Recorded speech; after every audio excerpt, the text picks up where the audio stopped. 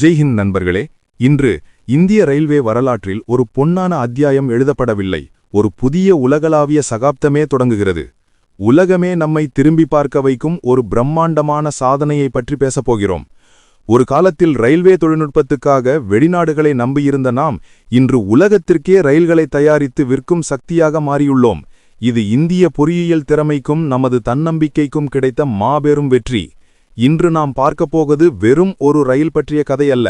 இதுதான் make in இந்தியாவின் உச்சபட்ச இலக்கு. அதுதான் வந்தே பாரத் ஸ்லீப்பர் எக்ஸ்பிரஸ் திட்டம். இந்த திட்டம் எப்படி உலக ரயில்வே சந்தையின் போக்கையே மாற்றப்போகிறது என்று ஆழமாக பார்க்கலாம். அதற்கு முன்னால் இந்த தேசிய பெருமையை கொண்டாடும் விதமாக இந்த வீடியோவை உடனே லைக் செய்யுங்கள், ஷேர் செய்யுங்கள், மேலும் நமது சேனலை சப்ஸ்கிரைப் செய்து கொள்ளுங்கள். இந்த திட்டத்தின் பிரம்மாண்டத்தை பற்றி முதலில் பார்க்கலாம். மத்திய அரசின் இந்தோ ரஷ்ய கூட்டாண்மை ஒப்பந்தத்தின் கீழ் மொத்தம் 120 அதிநவீன வந்தே பாரத் ஸ்லீப்பர் ரயில்கள் உருவாக்கப்பட உள்ளன. இது சுமார் 10,920 சொகுசு பெட்டிகளை கொண்ட மாபெரும் திட்டம். இந்த ரயில்கள் எங்கே உருவாகின்றன? மகாராஷ்டிரா மாநிலம் லத்தூரில் உள்ள மராத்வாடா ரயில் தொழிற்சாலையில். இந்த தொழிற்சாலை இன்று நவீன அசம்பிளி லைன்கள், சோதனை பாதைகள் மற்றும் மேம்பட்ட தொழில்நுட்ப வசதிகளுடன் இந்திய ரயில்வே ஏற்றுமதியின் புதிய இதயமாக மாறியுள்ளது. இங்கு உருவாகும் ரயில்கள்தான் இந்தியாவின் மேக் ஃபார் த வேர்ல்ட் இலக்கை தாங்கிச் செல்லப் போகின்றன. இந்த அற்புதம் இந்தியா மட்டும் செய்யவில்லை.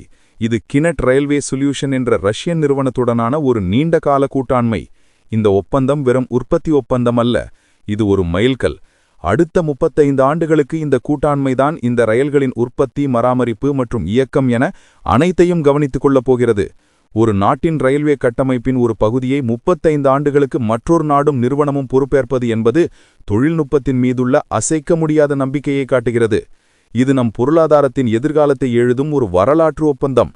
வந்தே பாரத் ஸ்லீப்பர் ரயில்கள் 2026ஆம் ஆண்டிற்குள் ஏற்றுமதிக்கு தயாராகிவிடும் என்று இலக்கு நிர்ணயிக்கப்பட்டுள்ளது.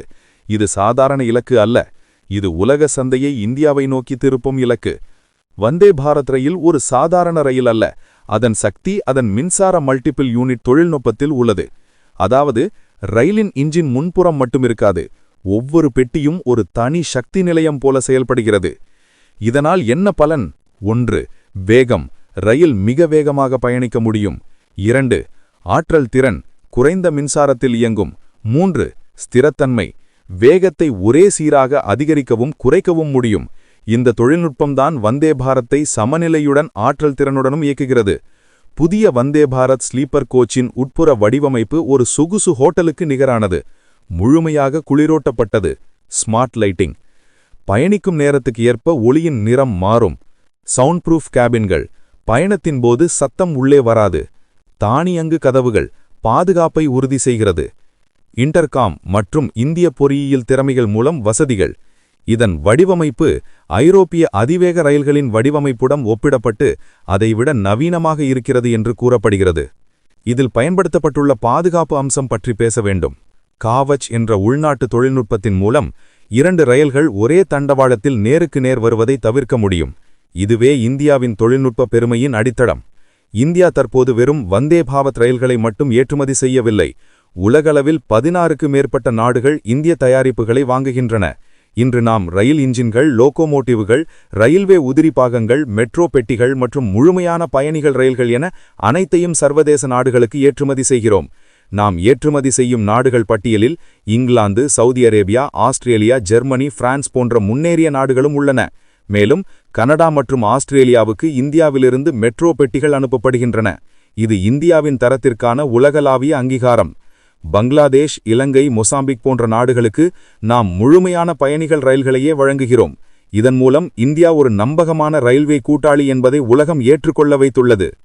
தென் அமெரிக்க நாடான பராகுவையின் ஜனாதிபதி அவர்கள் வந்தே பாரத் ரயிலின் தொழில்நுட்பத்தை பார்த்து வியந்து, என் நாட்டிலும் இந்திய தொழில்நுட்பத்துடன் ரயில்களை இயக்க விரும்புகிறேன் என்று வெளிப்படையாக தெரிவித்துள்ளார். சிலி, அர்ஜென்டினா, பெரு போன்ற நாடுகளும் ஆர்வம் காட்டியுள்ளன. புள்ளி விவரங்களின்படி இந்தியா தற்போது ஒவ்வொரு ஆண்டும் சுமார் 2,900 கோடி ரூபாய் மதிப்புள்ள ரயில்வே உபகரணங்களை ஏற்றுமதி செய்கிறது. ரஷ்யாவின் உதவியால் இந்த மதிப்பு வரும் ஆண்டுகளில் 10 மடங்கிற்கு மேல் அதிகரிக்கும் என வல்லுநர்கள் எதிர்பார்க்கிறார்கள். இதுதான் மேக் ஃபார் த வேர்ல்ட் என்ற இந்தியாவின் புதிய தெளிவான முகம். நமது இலக்கு அடுத்த 5 ஆண்டுகளில் ரயில்வே ஏற்றுமதி மூலம் பில்லியன் கணக்கான டாலர்களை ஈட்டுவதுதான். இப்போது ஒரு முக்கியமான கேள்விக்கு வருவோம். ஜப்பானின் புல்லட் ரயில், ஜெர்மனியின் ஐசிஇ போன்ற உலக புகழ்பெற்ற அதிவேக ரயில்களுக்கும் நமது வந்தே பாரத்துக்கும் உள்ள வித்தியாசம் என்ன? ஏன் உலக நாடுகள் வந்தே பாரத்தின் பக்கம் திரும்புகின்றன? புல்லட் ரயில்களுக்கு புதிய தண்டவாளங்கள், பிரத்யேக சிக்னல் அமைப்புகள், புதிய மேம்பாலங்கள் என முழுவதும் புதிய உள்கட்டமைப்பு தேவை. இதற்கு ஆகும் செலவு மிக அதிகம்.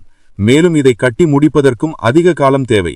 ஆனால் நம் வந்தே பாரத் அதன் EMU தொழில்நுட்பத்தின் காரணமாக அது ஏற்கனவே இருக்கும் தண்டவாளங்களில் எந்த மாற்றமுமின்றி அதிவேகத்தில் பயணிக்க முடியும்.